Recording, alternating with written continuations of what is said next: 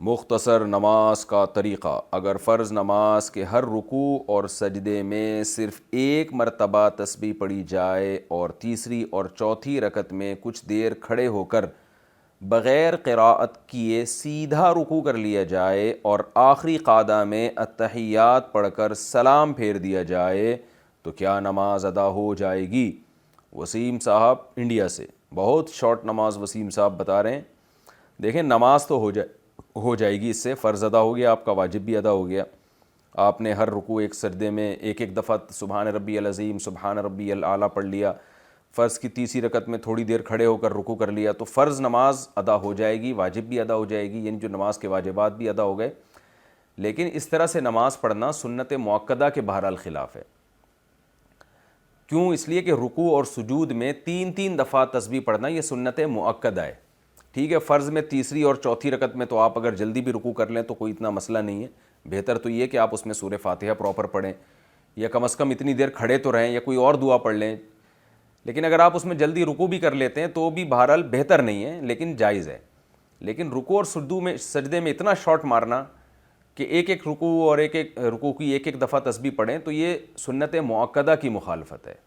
اور جو سنت مؤکدہ کا حکم یہ ہے کہ کبھی کبھار اگر ہو جائے، آپ کو ایمرجنسی ہے، جلدی ہے، فلائٹ نکل رہی ہے، ٹرین نکل رہی ہے، بس نکل رہی ہے، یا کوئی پیٹ میں درد ہو رہا ہے، کوئی اور مسئلہ اس طرح کا ہو گیا تو ٹھیک ہے، کبھی کبھار ہو جائے، کوئی حرج نہیں ہے۔ لیکن اس کا معمول بنا لینا بہرحال ٹھیک نہیں ہے، کیونکہ سنت مؤکدہ ہے۔ نبی صلی اللہ علیہ وسلم کا کم سے کم جو معمول رہا ہے رکوع اور سجود کی تسبیح کا، وہ کم سے کم مقدار 3 دفعہ ہے۔ تو اس لیے علماء کہتے ہیں 3 دفعہ سنت مؤکدہ ہے، لہذا اگر کوئی ایک دفعہ کا معمول بنا لے گا تو ایسا شخص قابل ملامت ہوگا، وہ نبی صلی اللہ علیہ وسلم کی سنت کا ترک کرنے والا کہلائے گا۔ نماز تو بہرحال ادا ہو جائے گی۔ اسی طرح تحیات کے بعد اگر کسی نے سلام پھیر دیا تو بھی اس کی نماز ہو گئی، لیکن درود شریف چھوڑ دینا، نماز میں دعا چھوڑ دینا، تو یہ بھی سنت مؤکدہ ہے آخری قعدہ میں، تو معمول بنا لینا یہ بہرحال ٹھیک عمل نہیں ہے، تو ایسا شخص قابل ملامت بہرحال ہوگا۔ کبھی جلدی ہے تو ایک الگ بات ہے، اور بہت جلدی ہو تو مکمل درود شریف چھوڑنے کے بجائے مختصر پڑھ لیں، صلی اللہ علیہ وسلم پڑھ لیں، اتنا پڑھ لیں، لمبی دعا کے بجائے اللہم اغفر لی پڑھ لیں، تاکہ کسی حد تک درود شریف کی سنت تو ادا ہو جائے نا۔ آبائی شہر سے شفٹ ہو گئے تو وہاں قصر پڑھیں گے؟ میری پیدائش ممبئی کی ہے، یہاں سے 200 کلومیٹر دور ایک شہر ہے جس کا نام، یہ کیا لکھا ہوا ہے، جس کا نام پونے ہے، جس کا نام پونے ہے، صحیح پروننسیشن تو آپ ہی بتائیں گے۔ میں 5 سال پہلے پونے میں شفٹ ہو گیا تھا، اب وہاں میرا بزنس ہے اور یہیں رہنے کا ارادہ ہے، لیکن میرا ذاتی گھر یہاں نہیں ہے، ذاتی گھر بمبئی میں ہے جو ہم نے کرائے پر دیا ہوا ہے۔ میری اہلیہ کا میکے بھی بمبئی میں ہے۔ اب جب ہم بمبئی آتے ہیں تو ہمیں قصر نماز پڑھنی ہوگی یا پوری نماز پڑھنی ہوگی؟ وسیم صاحب انڈیا سے۔